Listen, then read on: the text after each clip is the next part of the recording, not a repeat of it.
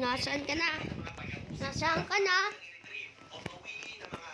Andito na ako sa bahay ko.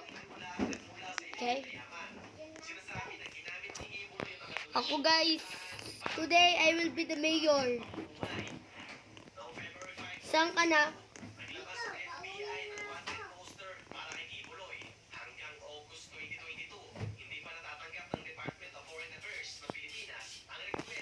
Kaya?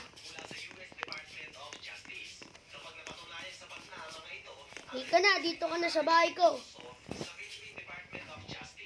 Asan yung baril mo? Asan yung baril mo? Meron ka na? Sige, tara. Samahan mo na ako. I-drive po.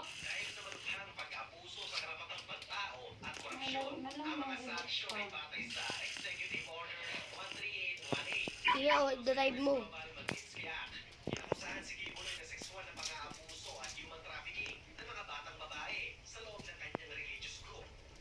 Drive mo.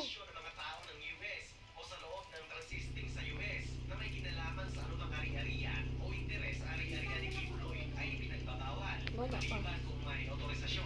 Ang paggawa o pagtanggap ng anumang kontribusyon o pagkakalot ng pondo, kalakan o serbisyo para sa kapakinabangan ni Kibuloy ay Galaxy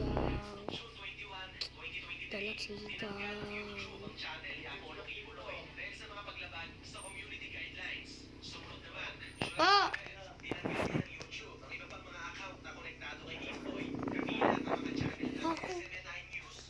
Da, akin yan! Ayon sa Google, ang pagtanggal sa mga channel. May chocolate? Saan? Ito?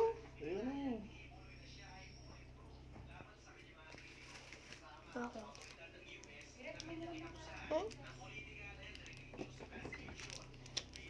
Sige, dali mo na ako doon sa mayor. Bulis, dalhin mo na ako doon sa mayor. Pati na rin, isang alternative account para sa SMNI sa YouTube. Bilang pagtutol sa mga sanksyon. Wala talagang pinapayag na walang mabili. Ay sinuspindi rin ng YouTube. Ilang araw lamang matapos itong nalikha. Sa malayong buwan, ipinagbawal din ng TikTok. Nagpabili na lang. Sige, dali mo na ako doon sa mayor. Galaxy RP. Dati pwedeng sumali. RP. Galaxy RP. Galaxy RP. Galaxy RP. Galaxy RP. Galaxy RP.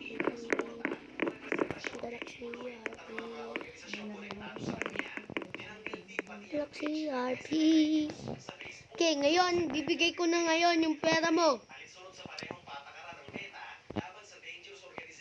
Ito muna. Galaxy RP. Ayan yan ang Galaxy RP. Galaxy RP. Tara, doon na tayo sa bahay ko. Galaxy RP. Hindi pa ay, okay. Bless. Galaxy RP.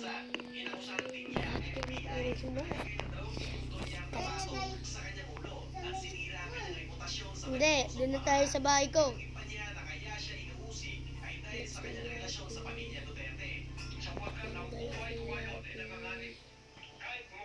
Tan, tan, tan, tan, tan.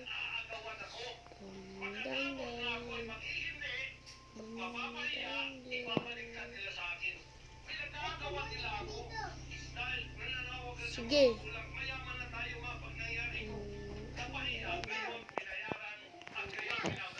Okay, ako na mabukas ng bahay ko.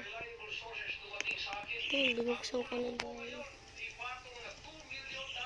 Yan, sige. Tara, pasok ka na dito sa bahay ko. Galaxy RP.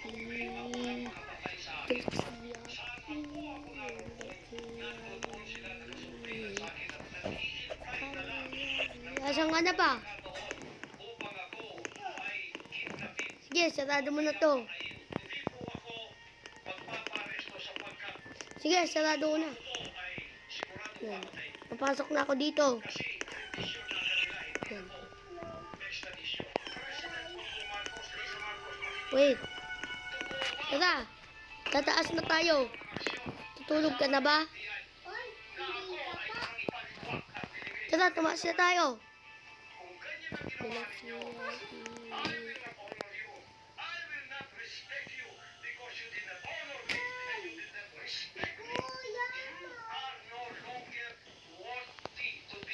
Galaxy, binabaktot kasi kita, ayaw mo.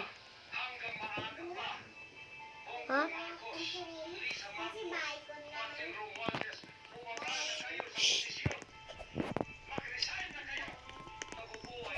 Sinasaktan sa lahat ng paraan ng mga false accusation, false allegations na ayaw naman nilang pupunta sa korte. At pagkatapos, Guys, tingnan nyo guys, oh. Nag-uulo. harapin itong mga false accusers. May pulis.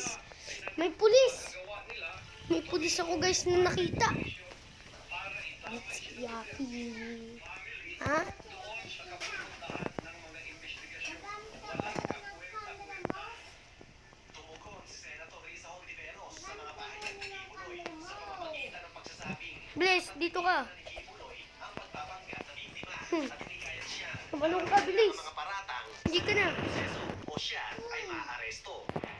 Hindi na Nitong March 4, nagtipon-tipon ng mga taga-suporta ni Apollo Kibuloy sa Liwasang Bonifacio, bitbit ang mga placard na may mga mensaheng Justice for Pastor Apollo, Resign Risa Hontiveros. Tara, tapon na natin tong pera natin. Tara, dito. Human rights abuses. Ganito ba ang Uy, uy. Iwasan, March 5, sinabihan ni Hontiveros si Kibuloy sa pagiging contempt o paglabag sa kautusan ng Senado dahil sa kanyang pagtangging Wait, manupa ito na. at patotoo sa isang nagpapatuloy na investigasyon ng Senado tungkol sa mga pinag-iinalaang krimen sa loob ng organisasyon ni Kibuloy. Hiniling din ni Hontiveros sa Pangulo ng Please. Senado na mag-uutos ng pag-aresto kay Kibuloy para mapilitan siyang humarap at magpatotoo. Yan. Diyan Subalit, ka. pinagtanggol ni Senator Robin Padilla si Kibuloy. Tinuturing niya itong isang bayani at biktima sa laban sa Tara, dito na tayo.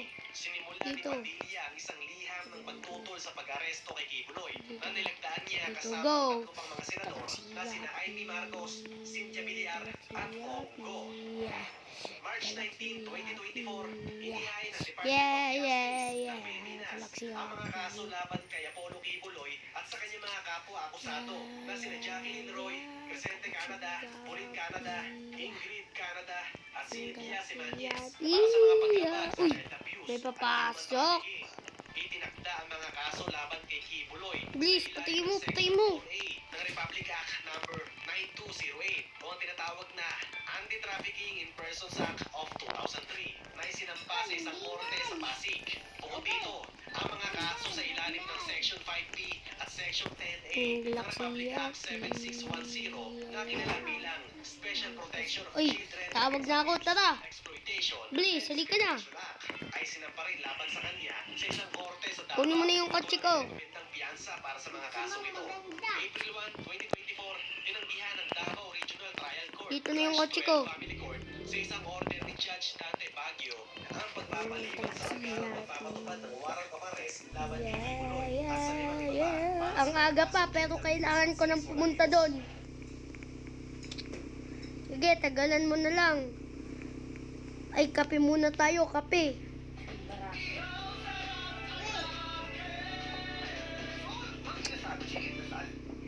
Uy, bilisan mo. Pinasok ng National Bureau of Investigation Dito, dito. o NBI sa kanilang kustodiya ang tatlong akusado Hindi dito, bahala ka, lalakad na lang ako. habang voluntaryong sumuko ang mga kasamahan sa simbahan na sina Pauline Canada at Cynthia Dito nga.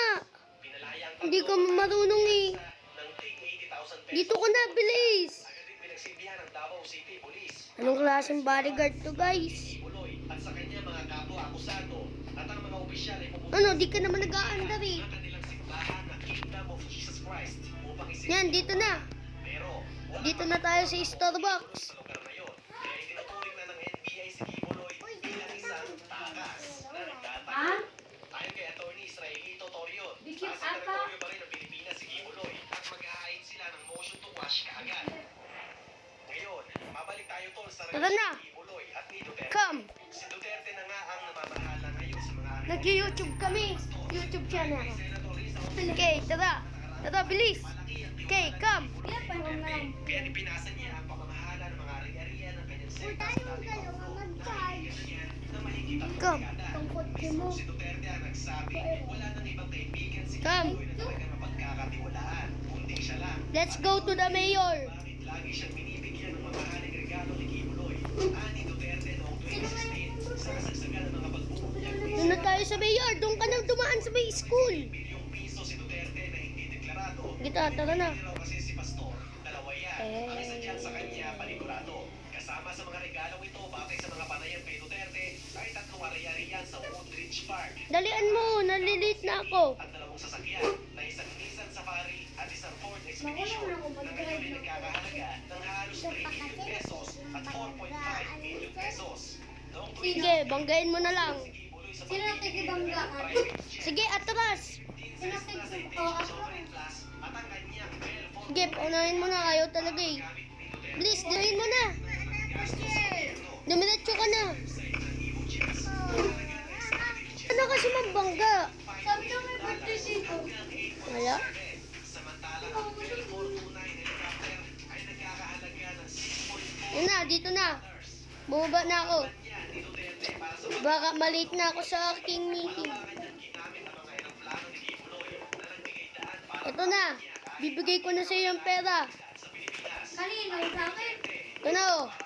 Wow! Pia! Alisin mo yung pangalan. Ayos at walang pangangamba. Yan na. Sa Article 6 Sa'yo na yan. Constitution ng 1987, ang mga charitable institution, mga simbahan at mga parokya, Basta pwede ka o pumunta convent doon sa na amin. mga Hindi. konseye, Okay guys, bye-bye. Okay. sa